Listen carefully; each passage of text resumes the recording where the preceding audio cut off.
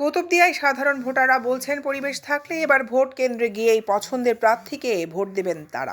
জননিরাপত্তা যে দিতে পারবে ওই ধরনের একজন প্রার্থী কুতুবদিয়া উপজেলা নির্বাচনে জনগণের সুখে দুঃখে জনগণের পাশে থাকতে পারে, আমি ওই ধরনের একজন প্রার্থী প্রত্যাশা করি।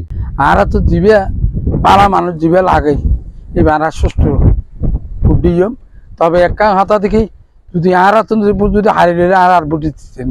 জনগণ যে মানুষের কাছে নিরাপদ মনে করে, যে প্রার্থীর কাছে নিজেদেরকে নিরাপদ মনে করে, নিজেদের উন্নয়নের জন্য কাজে লাগবে মনে করে, সেরকম প্রার্থী তারা নির্বাচিত করবেন। কুতুবদিয়ায় এবারে নির্বাচনে চেয়ারম্যান পদে মূল লড়াই হতে যাচ্ছে চাচা ভাতিজার মধ্যে।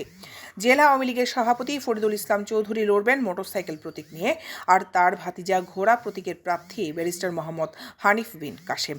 এছাড়াও আছে আনারস প্রতীকের প্রার্থী আসহাবউদ্দিন কুতুবী।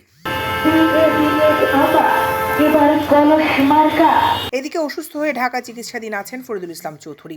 তার হয়ে স্ত্রী চাইলেন মানুষের কাছে ভোট।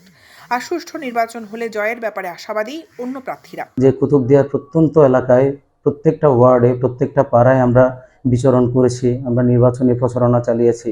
জনগণের যে অভূতপূর্ব সাড়া এই কুতুবদিয়ার উপজেলা নির্বাচনে এটা একটা বিরল একটা দৃষ্টান্ত সৃষ্টি করবে ইনশাআল্লাহ। আলহামদুলিল্লাহ, আমি জয়ের ব্যাপারে শতভাগ নিশ্চিত। এই পর্যন্ত প্রশাসন খুবই নিরপেক্ষ ভূমিকা পালন করছে, কোনো পক্ষপাতিত্ব করছে না। অন্যদিকে শেষ হয়েছে প্রচারণা।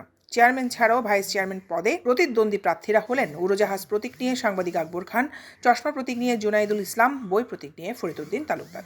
মহিলা ভাইস চেয়ারম্যান পদে কলসি প্রতীক নিয়ে বর্তমান vice chairman Hasina Akhtar Beauty, football প্রতীক নিয়ে সৈয়দা মেহেরুন্নেসা প্রতিদ্বন্দ্বিতা করছেন।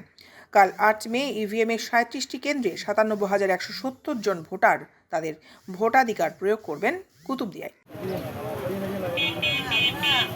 দৈনিক আজাদী, নিউজ ডেস্ক।